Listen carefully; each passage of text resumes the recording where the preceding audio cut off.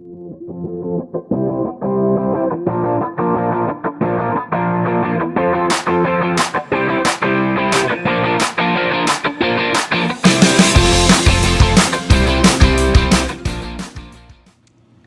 everybody, Peggy O'Neill here. Welcome to Empathy as your next superpower. We're going to build the muscle of empathy, and I'm going to give you some really great skills to build the muscle, 5 skills in fact.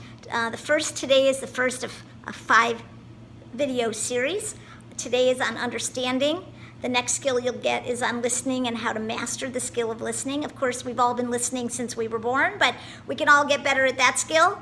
The next skill will be inquiring and how to be with someone in curiosity to draw out information to help create a connection. The next one will be resonating, and we're going to take a deep dive into the emotional side of empathy. And the third part will be connecting and how we can become better at authentic connection and how that actually becomes a fulcrum for success for our whole life. So let's get started. Today we're going to talk about understanding empathy. We're going to talk about what it is, what it isn't, and why it matters. And I'd like to begin with one of my favorite quotes, which says something like this. Jobs used to be about muscle. Then it became about brains. And in the future, it'll all be about the heart. And I think this speaks very well to a statistic that is very popular these days, which is 92% of all employees say that they'd more likely to stick with an employer who is empathetic. I've asked audience members why they think that is, and they unanimously come up with some version of, we want to be cared for, we want to be listened to, we want to be appreciated. So you've all heard about Maslow's hierarchy of needs. The triangle on the bottom are some survival things, some safety things, and some belonging and esteem things. So the evolution of human needs is taking place, and we're no longer just needing to provide food and shelter for people through their work of the pay, of course, but what people are looking for when they come to work are also things like safety, belonging, and even esteem.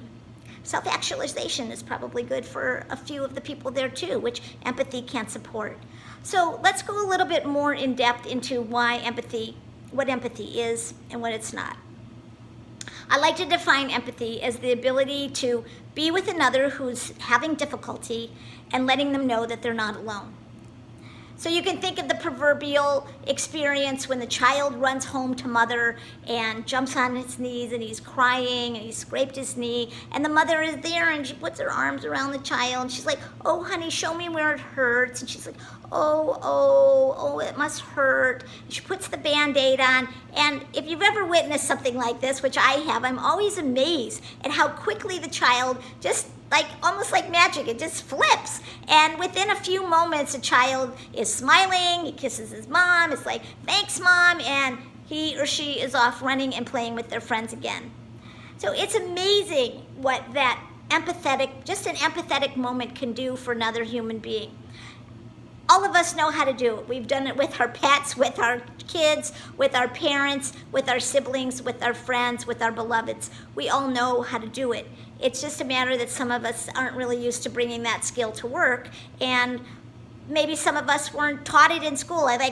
Probably nobody was taught it in school. Some of us learned it a bit at home, but none of us really learned the importance of it. And today that's what we're going to go a little bit more into. Okay, so we know that empathy is about being emotionally present with somebody who's having a difficult time and letting them know that they're not alone.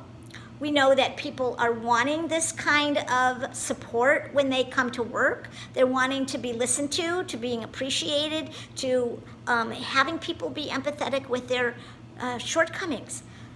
So what is empathy not? Empathy is not giving advice. It's not trying to fix the problem. And that's actually where most of us go when we get into the empathetic mode. We want to tell the person, oh, well, when that happened to me, so when I did such and such, or, I remember my brother had that problem, and, all he did was 1, 2, 3. So this is sort of like advising, trying to fix the problem, and also talking about ourselves rather than actually being with the other person. And those are all no-nos in the world of empathy. Empathy also is not pity, sympathy, or compassion. And I'll just talk about each of those briefly here to give you a little bit of a distinction. So pity is when you see another person and you see that they're having a hard time and you say, oh, honey, I'm so sorry. But actually what's happening energetically, emotionally, maybe some kind of invisible way, is that there's some kind of putting down of the other person, like they're less than you, like, oh, I'm so sorry for you, and I'm up here and I'm like, oh, I'm all okay, and my house didn't burn down, or I didn't lose my job, but oh, sorry for you, kind of thing. So that's pity. Sympathy is a little bit closer to empathy, where we actually can resonate with the other person verbally and let them know, oh yes, I see that you're having a hard time. I get it. This really is not so great. I mean, this is a difficult situation to be in, and you can let them know that you are with them, but there isn't an emotional resonance. You don't actually get on the same page with them, and then we're going to talk about that in a future video on how to develop that skill, because that is really the piece that makes empathy and actually creates the healing in another person. Our wounds are often made in social situations, and they can often heal in social situations. So like think AA, people sitting around in a circle and they're talking about their problems, and actually healing happens. And so this is what we can do with one-on-one. We can do it in small groups. We can do it in large groups. So sympathy looks like it, and sympathy also might offer some kind of distraction, like, well, oh, this is so sad, but why don't we just go get a glass of wine, or why don't we go get an ice cream cone? And it sort of offers a distraction to actually being with the situation. Like, okay, I get it, but like, this is really uncomfortable, and let's get out of here as fast as we can. Instead of just like being in there, being with the difficulty. And compassion is a great thing, and it actually works to relieve, it sees suffering and it actually works to relieve suffering. So you can think Mother Teresa, you can think of nonprofits, and the compassion is a beautiful, incredible tool and skill to have and express in the world. So today we're focusing on empathy. We just talked about what it's not. It's not advice. It's not fixing it. It's not sympathy, pity, or compassion. Empathy is the ability to be with another having a difficult time and letting them know they're not alone. When people feel that they're in an empathetic environment, they basically feel like I'm on a team with this group of people. I feel safe. I feel I belong, and I actually like coming to work. So, like, who wouldn't want to lead a business where everybody looks forward to coming to work? And all of that can happen just by developing more empathy in yourself, in your fellow leaders, and in the company culture.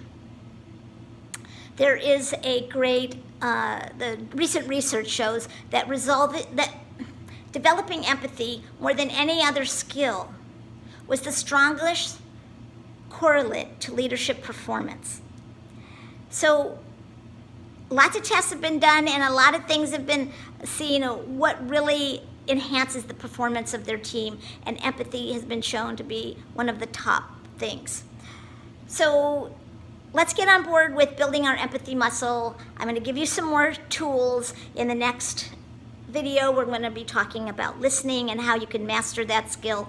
After that, we're going to be talking about inquiring and using inquiry and curiosity to get with somebody who's having a difficult time.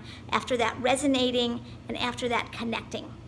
So before I go today, just recapping, empathy is this amazing thing that can help build your relationships. It helps build a sense of team and belonging in an organization. It helps people show up as happy, as excited to go to work, more engaged, all of that stuff.